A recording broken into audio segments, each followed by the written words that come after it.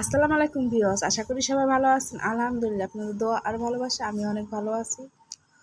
তো আজ আমি পেঁপে দিয়ে মসুরি ডাল রান্না করব, তো সেটাই আপনাদের সাথে শেয়ার করা। তো প্রথমে আমি পেঁয়াজ ভেজে নিতেছি, আদা রসুন দিয়ে দিছি। আদা রসুনটা তেলের উপরে হালকা ভেজে নিব।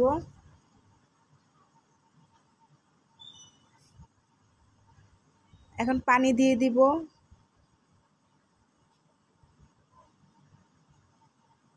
পরিমাণ মতন লবণ, হলুদ আধা চামচ, মরিচ 1 চামচ দিয়ে ভালো করে নেড়ে নিব। মশলাটা কষিয়ে নিব। মশলাটা কষানো শেষে পেঁপেগুলো দিয়ে দিব। পেঁপেগুলো দিয়ে ভালো করে নাড়ব।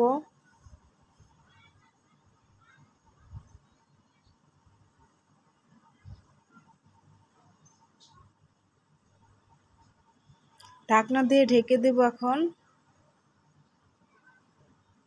5 মিনিট পরে ঢাকনাটা খুলে আবার নাড়ব।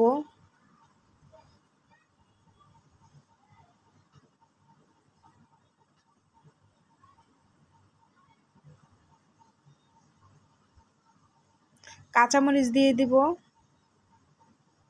আর ডালটা দিয়ে দিব। এখন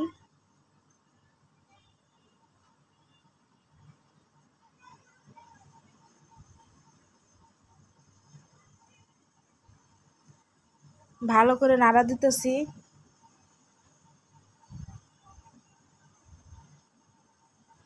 ঢাকনা দিয়ে ঢেকে কিছুক্ষণ কষিয়ে নিব।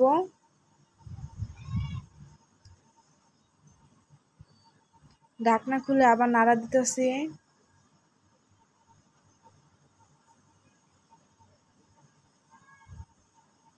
এখন পরিমাণ মতন পানি দিয়ে দিব। এইভাবে মসুরি ডাল আর পেঁপে রান্না করলে খুব ভালো লাগে খেতে। আপনারাও রান্না করে খাবেন। আপনারা রান্না করে খেয়ে দেখতে পারেন।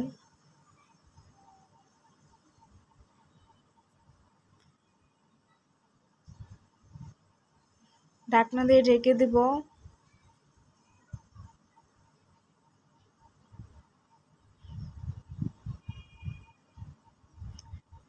ঢাকনা খুলে আবার নাড়া দিব।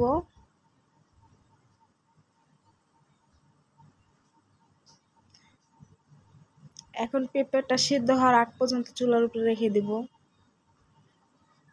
তারপর পেঁপের ডালটা সিদ্ধ হয়ে গেছে। এখন বাগার দিব। বাগারের জন্য প্রথম তেল নিয়ে নিলাম কড়াইতে, একটু জিরা দিয়ে দিলাম।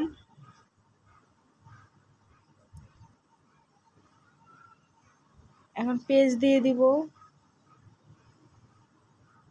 নাড়া দিব।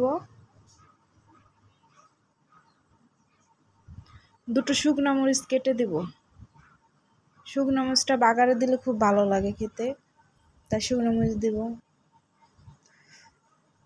তা আপনারা মাঝের মধ্যে এইভাবে ডাল রান্না করে খেতে পারেন। সবসময় তো ডাল একভাবে খেতে ভালো লাগে না, সবজি দিয়েও রান্না করলে ভালো লাগে। তা আমার ভিডিওটি যদি ভালো লাগে সাবস্ক্রাইব, লাইক, শেয়ার করবেন, আমার পাশে থাকবেন আর পুরো ভিডিওটা দেখবেন। অনেক কষ্ট করে ভিডিও বানাই।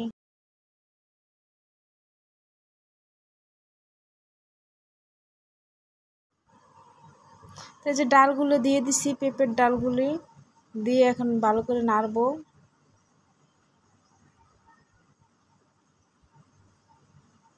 আমার ডাল রান্না শেষ। এখন আমি পরিবেশন করব।